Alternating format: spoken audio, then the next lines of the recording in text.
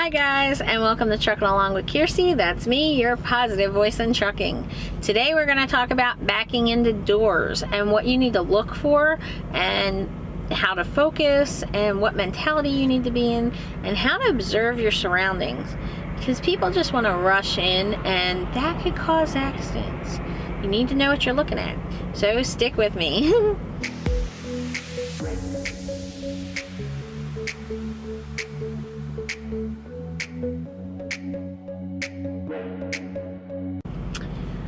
Before you even go into your customer you're delivering to, make sure you look at the Google satellite view. It's going to allow you to see where your entrance is and how you can turn around. Are you going to be going in on the right side or the left? If you're going to be going in so that you're blindsided, is there enough space to do like a loop around, which would make life so much easier for you to do it on the driver's side? These are some of the things that you need to know about. The more information you have before you even back is going to make your life easier, and it's going to calm you down. Knowledge is power, right? So make sure you know the layout of the place before you go. Also understand it's possible that on the satellite view it didn't have that row of trailers across from you. So it might look slightly different. There might be customers parked or employee cars parked where you didn't expect them, but at least you know the flow of the area. You need to stay calm when you're going in there. When you're new, backing is terrifying, especially if you have to back in between two trucks. I was terrified. There's just no way to describe it, and all the training in the world doesn't help if you didn't get the practice. If you had a trainer that really didn't let you back up or only let you back up when it was easy, then it doesn't help when you wind up getting to the hard spot. So yes, you can make baby steps and you can practice when you're solo in empty truck stops. That will allow you to gain confidence. The more confidence you get, the more you'll be able to back up and not feel that pressure and not have that anxiety that you're going to have an accident. Something I do teach my students is that when they go solo, well, even when they're on my truck, I would take a stopwatch and time them. Because most people, when you're nervous, in your head, when you're nervous, most people are going to prolong that amount of time. Things feel like they're taking forever and they're not. So I timed a friend one time while she was backing up, and I said to her, "How long do you think it took you?" And she said 27 minutes. I said, "Would you be surprised if I told you it only took you 7 minutes?" And she was like, "What?" Yeah. It's when you're under pressure and you're scared, you don't realize you're not taking as long as you are. So get in the habit, if you're trying to build that confidence, get in the habit of, okay, now I'm going to line up, so I'm going to hit my stopwatch on my phone, and I'm going to back this in. And when you realize you're only taking 5, 6, even 10 minutes, that's a lot better than what you're assuming in your head. So that's one thing. You have to stay calm, and having that confidence and having the Google Maps is going to help you build that confidence. Also, when you go in, make sure you observe everything around you.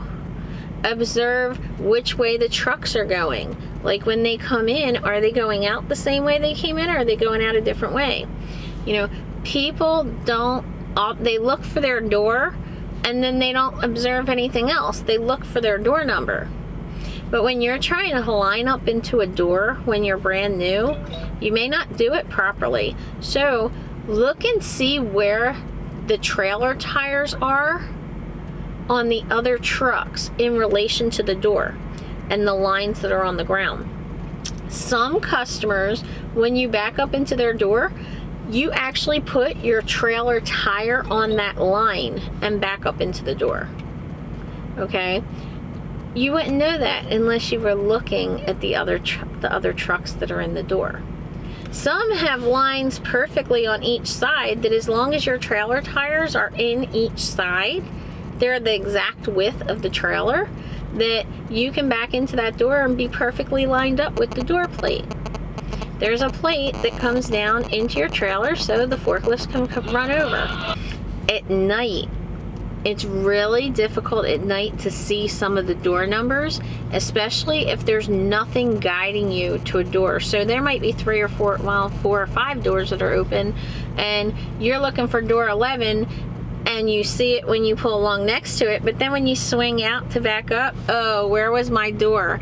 And as a new driver, I backed into the wrong door a few times. So what I started doing was, I would get out and put my flashlight, or like my yellow safety vest, or even like the old safety shirts that I have that were stained, I would cut them up and make rags out of them to clean the truck, or just use it to throw out on the line. And then that was my guide of which door I was looking for and which lane I was trying to get into while I was backing up. That really helps. It also helps sometimes, believe it or not, it could be that foggy that you can't see your door, or in the snow when the snow's coming down, you know, having that flashlight out there. Don't run the flashlight over, especially if it's expensive.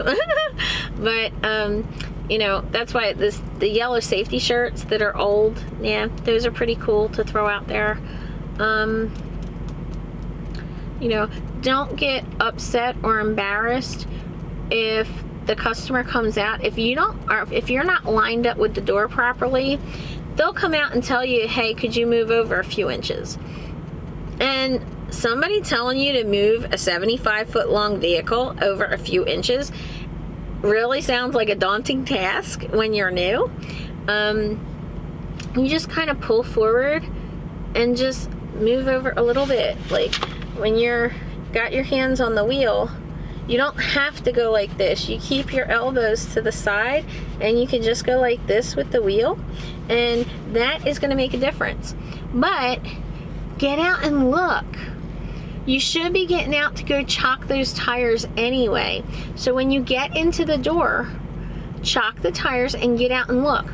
We have, and I'll show a picture, we have on the back of the trailers these little rubber bumpers, and there's always a plate up against the wall of the door.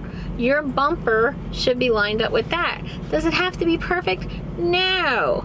But as long as it's in that general vicinity, you know, like the plate might be this big and the bumper is this big. So as long as you're in there somewhere, you're going to be perfectly aligned for them. And as you gain confidence and you get newer, you'll be able to understand this. And something else is, a lot of these places have, you know, the black bumper pads that go, they call them aprons, that go around. Some places have a yellow line on each side, and as long as when you back into the door you can see each of those lines, then you're good to go. Woohoo! Made it easy. There's one place that I went to, I never saw this before, it was just the one place where they had a white line on the top of their apron. They had a white line on each side, and as long as you lined your trailer up with that white line, then you were lined up in the door properly. So it doesn't need to be as scary as what you think. Another tip that I have is, people get really nervous when they're backing up. If you have 2 spaces next to each other, okay, people are always afraid they're going to hit somebody on that blind side, right? Because you can't see that side. So what I would do is, when I'm backing up, I make sure that my tires on the left, on my driver's side, work to the left of the yellow line. Even if you straddle the middle yellow line of the 2 empty spaces, there's no way you're going to hit that guy on the side. And then once you get into the area, you're not really lined up for the door because you're taking up 2 spaces, but then you can pull forward and you can see both sides, and then you can move over. And if you have to pull forward 4 or 5 times and then do that, then do that. But you didn't hit anything. And you have to understand that all these people around you, they have to wait. They just have to wait. And sometimes it's really, really frustrating when you're doing that because you're new and they can zip, zip, zip in and they expect you to zip, zip, zip in. But that's one of the most awesome things about going to one of these companies that are so-called starter companies, because they expect you to be new. You know, I said in another video, this guy yelled at me and said, "When did you get your license?" "Yesterday, so leave me alone and get out of my way." I mean, come on. You know, just, you have to understand that you do need a backbone. But you also need a backbone just to get the job done. So don't sweat it. Everybody else did it, so you can do it too. You know, go slow, get out and look. Get out and look constantly. You know, don't rely on somebody else, because he's going to be making sure you don't hit his truck. He might not care about you not hitting the other truck. I have friends that tell me they think it's easier to back in between two trucks because then they have a guidance. You know, they have something to guide them. I personally don't like that. I want the open spaces. So even now, if I'm in a truck stop, rather than finding a space that has one space that's open, I'm gonna go for the one that has 2 or 3. You know, when you're in a truck stop, I just saw a video where there was a prime lease up, and I think he teams with his wife, talking about he parks in a truck stop and then people across from him are parking illegally perpendicular. That never happens to me because I always choose a specific type of space, and I'll post a video of that, a picture of that. I have a Kiersey spot that my friends call.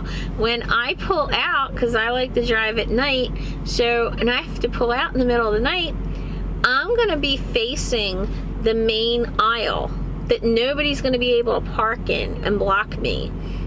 Or I'll be facing an entrance, like, you know, a driveway, so nobody would be able to park there and block me. It's not just a matter of which truck stop to choose, it's also a matter of where. Where do you choose to park in that truck stop? I still avoid Loves and Pilots. There are specific ones that have straight line backs that I'll go to, but if they have, you know, face-to-face type of parking, I don't go there. Too much risk, unnecessary risk, and I avoid that. And I'm going on almost 4 years of not having an accident, so that's how I do it. That's how you have to think out here. You have to observe everything, you have to be calm, you have to be prepared. And I hope that gives you some insight into trying to ease yourself and calm yourself with the backing. I do have some good news for you. You know, I was terrified for my first year of backing, and people say it usually takes 6 months to click. It took longer than that for me. But when I hit the 2-year mark, that's when I really felt really confident in my backing. And now, you know, I've seen myself progress. I think the same way I was talking about the confidence building with the 7-minute stopwatch thing, that my confidence is built when other drivers would come to me and say, "Wow, can't believe you got in there by yourself with no guidance," or "Wow, I want to back like you one of these days." You know, I think I was about a year and a half, and I backed into a really hard place that people were using 2 and 3 spotters, and they were taking a long time. And I felt like I took a really long time. And I got in there, and there were men that walked over to me and shook my hand and was like, "Wow, I don't know how you did that." I had to do it with several spotters, and I would get out and look because I don't trust people. You know, I got an Italian mother from Philadelphia. You don't trust nobody. And so you know, that built my confidence. And when there was a driver that parked a couple down from me, when he backed into the space and not parked, but backed into the door, he swung around, pulled forward, hit the building in front of us, and then backed up and hit the mirror off of the truck next to him. And all that was going too fast and not observing. You know, I was in a door down in one of the caves, and I won't say what company, but it was one of the starter companies with a new driver that he went too fast and he swung around and he pulled forward and hit the employee cars and then backed up into the door and hit me and then pulled forward and hit another employee car. Not cool. You know, and that kind of thing can be avoided. People are afraid of accidents. Most of the accidents with new drivers are backing accidents or not swinging wide enough type of accidents. So if you already realize that as a new driver, you can make a plan on how to prevent that. So that's my rant for today. And would you please like, share, comment, subscribe, ring the little notification bell. And if you have any more tips for backing into doors or what you use as guidance or anything like that, please comment below and let our new drivers, give them a little bit of insight and give them some help and encouragement, because we all remember what it was like. We didn't come out of our mother's wombs backing a truck. You know, not all of us backed boat trailers or tractors, and you know, it's difficult. It's a skill you need to learn. And I hope to see you out here trucking along. Bye.